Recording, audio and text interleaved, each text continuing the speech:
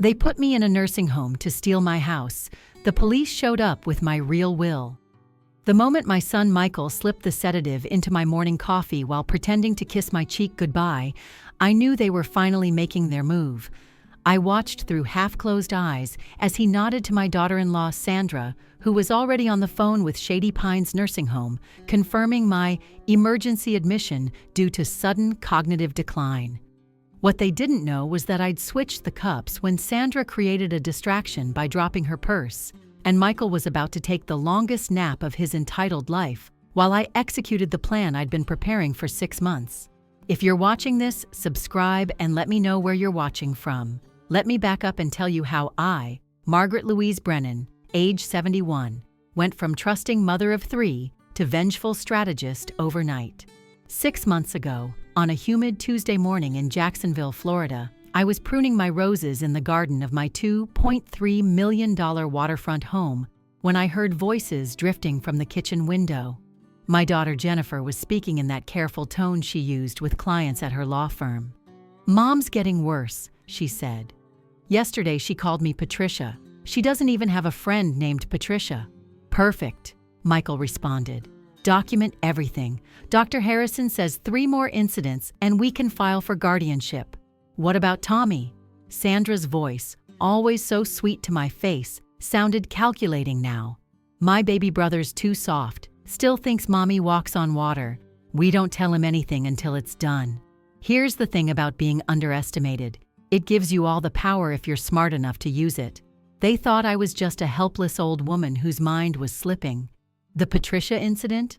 I was testing them. Patricia was my hairdresser's daughter who'd just opened a law practice specializing in elder abuse cases. I'd already been meeting with her for weeks. The next 3 months were an elaborate performance. I forgot to pay the electric bill once, left the stove on twice, with nothing on it, but they didn't check that detail, and called Michael by his father's name during Sunday dinner. Each incident was carefully orchestrated, documented by my hidden cameras, and reported to Patricia. Meanwhile, Jennifer was building her case file, complete with that corrupt Dr. Harrison's reports that I'd never actually attended. But that's not even the worst part. The worst part came when I discovered the depth of their plan. One night, I couldn't sleep, genuine insomnia this time, not pretense, and decided to go through Robert's old office in the basement. My late husband had been gone 4 years, and I'd barely touched his things. Behind a false panel I didn't even know existed, I found documents that changed everything. Robert had been hiding money. A lot of money. $4.7 million in offshore accounts, property deeds to 3 rental complexes in Miami, and a portfolio of stocks worth another $2.1 million. But the real shock? The documents were dated 2 weeks before his death. The beneficiary changes were signed by Robert, witnessed by Michael and Jennifer. The original beneficiaries, me and Tommy, had been removed entirely. My hands shook as I photographed every page. Robert's death had been ruled a heart attack. He'd been cremated within 48 hours. Jennifer had insisted, said it was what he wanted. I'd been too grief-stricken to question it. Now, at 2 a.m. in my basement, I wondered if my children hadn't just planned to betray me, but had already murdered their father. I drove to Tommy's apartment that night. My youngest, my baby boy, was the only one I could trust. When he opened the door at 3 a.m., wearing his old college sweatshirt and looking concerned, I nearly broke down. "Mom, what's wrong? Are you okay?" "Tommy, I need you to listen very carefully and not interrupt," I said, pushing past him into his cluttered living room. "Your siblings are trying to have me declared incompetent, steal everything, and possibly murdered your father." To his credit, Tommy didn't immediately assume I was having an episode. He made coffee, real coffee, not the decaf Jennifer had been secretly switching mine to, and listened as I laid out everything. The overheard conversations, the fake doctor's appointments, the hidden fortune, all of it. "Jesus Christ," he whispered when I showed him the photos. "Mom, we need to go to the police." "With what evidence? Documents that Jennifer, a lawyer, will claim I forged in my dementia? A recording that she'll say I misunderstood? Tommy, they've been planning this for years. We need to be smarter." That's when Tommy revealed something that would become crucial to our plan. His girlfriend, Maria, whom the family had dismissed as that waitress, was actually finishing her forensic accounting degree. She'd been investigating elderly financial abuse for her thesis. Within a week, Maria had traced the offshore accounts, found evidence of the forgeries, and discovered something even more sinister. Jennifer had been slowly poisoning me with mercury. The beauty of mercury poisoning is that it mimics dementia, confusion, memory loss, tremors. All the symptoms Jennifer had been documenting were real, just not from natural causes. She'd been putting it in those special vitamins she so lovingly brought me every week. Maria's friend at the university lab confirmed it with a hair sample. We had our smoking gun, but we needed more. Over the next 3 months, I played the part of declining widow perfectly while building my case. I let them think their plan was working. I took their vitamins, then immediately threw them up in private. I acted confused when they needed me to, coherent when alone with my real allies. Tommy pretended to remain oblivious, even expressing concern about my condition to keep his siblings' trust. The fishermen at the dock where Robert kept his boat became unexpected allies. Chuck, the harbor master, had always liked me. When I told him my children were trying to steal my boat along with everything else, he was furious. Turns out, he'd seen Michael and Jennifer at the marina the night before Robert died, even though they'd claimed to be in Atlanta that weekend. He'd kept the security footage, 5 years of it, on old drives in his office. Never liked those two, Chuck said, spitting tobacco juice into the water. Robert always said Tommy was the only one worth a damn. Kept asking me to watch out for you if anything happened to him. Guess he knew something was coming. The footage was grainy, but clear enough. Michael and Jennifer boarding Robert's boat at 11 p.m., leaving at 2 a.m. Robert's time of death was estimated between midnight and 3 a.m. They drugged him, induced the heart attack, and left him to die alone on his boat. The morning jog where Jennifer found him was theater. I sobbed watching that footage, not just for Robert's death, but for the death of the children I thought I'd raised. Patricia, my lawyer, was building a beautiful case, but we needed them to make the final move. That came when Jennifer presented me with new will documents for estate planning. She explained with that false concern dripping from her voice that it would protect my assets while I got the help I needed. Where would I go for this help? I asked, playing frail. Shady Pines has excellent facilities. They specialize in memory care. You'd be so comfortable there, Mom. Shady Pines. I knew the place. It was where they sent people to die, forgotten and alone, while their families liquidated their assets. The owner, Dr. Kellerman, had been sued twice for patient neglect. Both times, Jennifer had been his defense attorney. The pieces were fitting together perfectly. I'll think about it, I told her, patting her hand. You're such a good daughter, looking out for me. The smile she gave me was pure predator. That night, I updated my real will with Patricia. Everything would go to Tommy and several charities. Michael and Jennifer wouldn't get a penny. But more importantly, Patricia filed the criminal complaint with the state attorney's office. The investigation was officially open, though my children didn't know it yet. The next phase required me to disappear temporarily. Tommy and Maria helped me stage my breakdown. I wandered into a grocery store at 10 p.m., confused and crying, asking for Robert. The police were called. Jennifer and Michael rushed to the scene, playing concerned children perfectly. They had their incident for the guardianship hearing. But instead of going to Shady Pines, I went to a small motel Maria's aunt owned in Gainesville. For 2 weeks, I let them think I was locked in their chosen facility while actually gathering the final evidence. Maria, brilliant Maria, had hacked into Jennifer's email. The conversations with Dr. Harrison about falsifying my medical records, the discussions with Dr. Kellerman about my treatment plan that would ensure I never left Shady Pines alive, the emails to a real estate developer about my waterfront property, already discussing demolition dates. They'd even picked out my headstone. Beloved mother, it would say. The irony was suffocating. While they celebrated their perceived victory, the police were building their case. The security footage, the mercury poisoning, the forged documents. The conspiracy to commit elder abuse. It was all coming together. But I wanted them to feel, just for a moment, what they'd put me through. So I arranged a family dinner. Tommy convinced them I was having a good day and wanted to see everyone. They came, believing they were humoring a senile old woman one last time before shipping me away for good. Sandra wore my mother's pearls, the ones that had gone missing months ago. Michael drove Robert's Mercedes, already treating it as his own. Jennifer carried the guardianship papers in her briefcase, ready to have me sign them after dinner. I cooked their favorite meals: pot roast for Michael, lemon chicken for Jennifer, the garlic mashed potatoes they'd loved since childhood. We sat at the dining room table, where we'd celebrated 30 years of Christmases, birthdays, graduations, where Robert had carved the turkey every Thanksgiving until he couldn't anymore. "I want to make a toast," I said, raising my glass of wine. Real wine, not the grape juice they'd been serving me.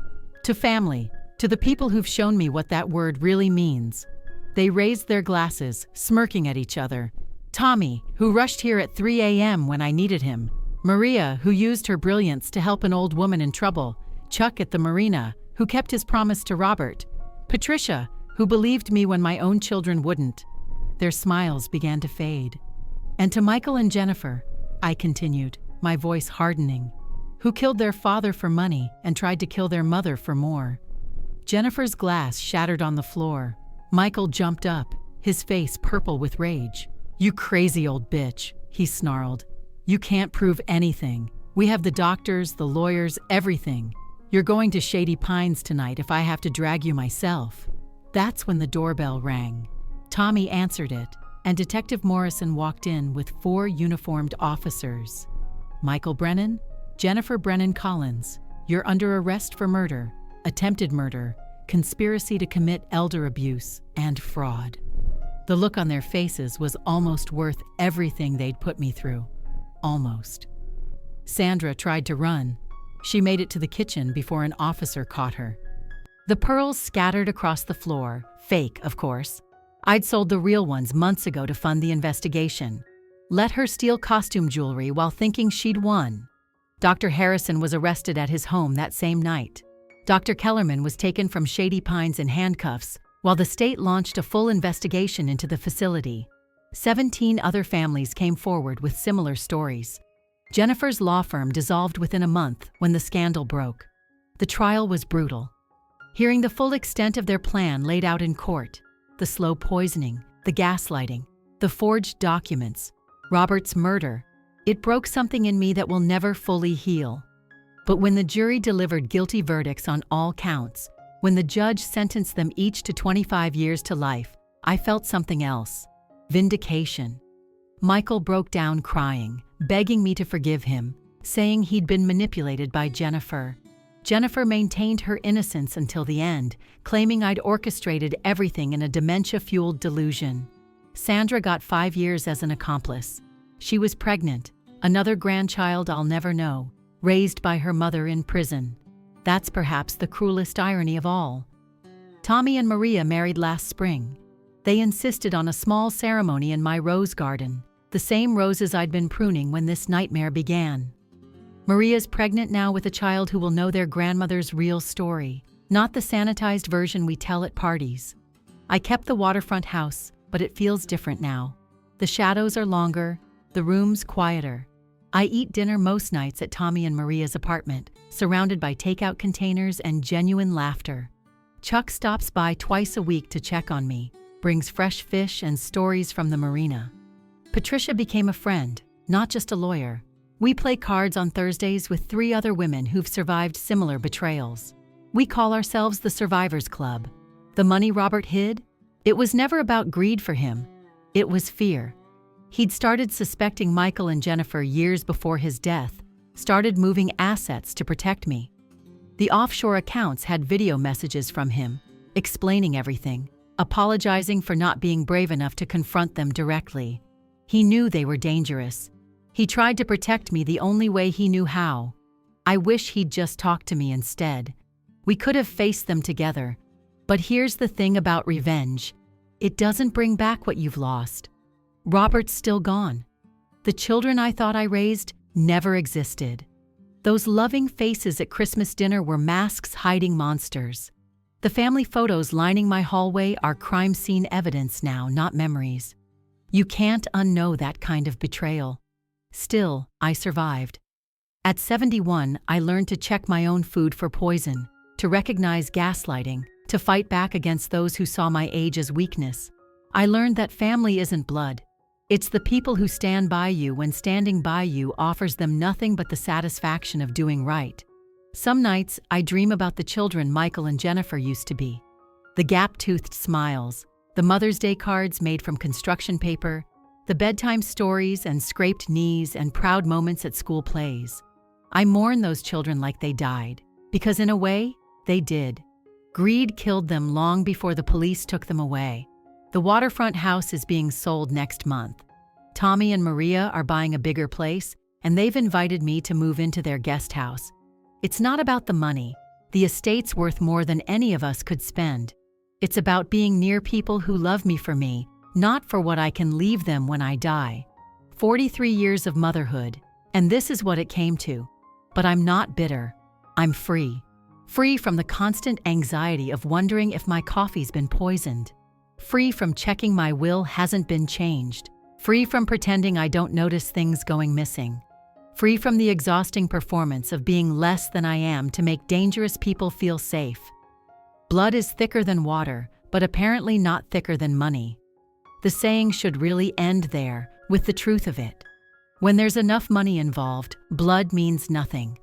The people who share your DNA will pour mercury down your throat while telling you they love you. They'll plan your funeral while you're still breathing. They'll sell your roses to pay for your headstone, but they underestimated this old woman. At my age, you're supposed to be weak, confused, easy to manipulate. They thought gray hair meant a gray mind. They thought retirement meant retreat. They thought widowhood meant vulnerability. They were wrong on every count. I'm 72 now. I wake up every morning in a house with no locks on the bedroom door. I drink coffee Tommy brings me without checking it first. I take actual vitamins that actually help me feel better. I work in my new rose garden while Maria practices her presentations for the elder abuse task force she's heading. I teach her daughter, my real grandchild, how to prune roses properly. She's only 3, but she's gentle with the flowers, careful with the thorns. She'll grow up knowing her worth isn't measured in inheritance, but in integrity. Sometimes tourists at the marina recognize me from the news coverage. "You're that woman," they say, like I'm a celebrity instead of a survivor. They want to know how I knew, how I fought back, how I won. The truth is simpler and sadder than they expect.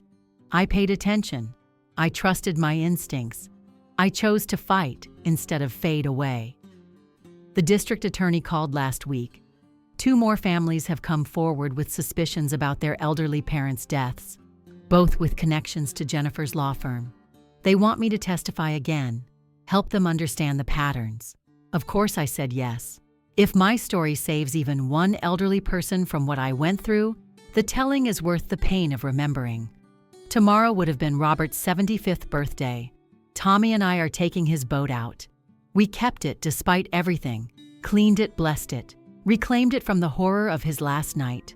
We'll scatter flowers where he loved to fish, share the stories Michael and Jennifer never wanted to hear, remember the man he was beyond the money he left. Maria's making his favorite cake. Chuck and the fishing crew are coming. Real family, earned through loyalty, not assigned by birth. They thought I was just a helpless old woman. They thought I'd go quietly into that dark night, grateful for whatever crumbs of attention they threw my way. They thought age made me weak, that widowhood made me vulnerable, that love made me blind. They learned too late that this old woman had teeth and the wisdom to use them. My name is Margaret Louise Brennan. I'm a mother who survived her children's betrayal. I'm a widow who honored her husband's memory with justice. I'm a senior citizen who refused to be thrown away like garbage. I'm living proof that age isn't weakness, it's experience, accumulated and weaponized when necessary. To anyone listening who's facing something similar, who suspects but doesn't want to believe, who's being gaslit into questioning their own reality, document everything. Trust your instincts. Find your real allies. Fight back. You're not crazy. You're not too old. You're not helpless. You're underestimated. And that's your greatest weapon. Thanks for listening. Don't forget to subscribe and feel free to share your story in the comments. Your voice matters.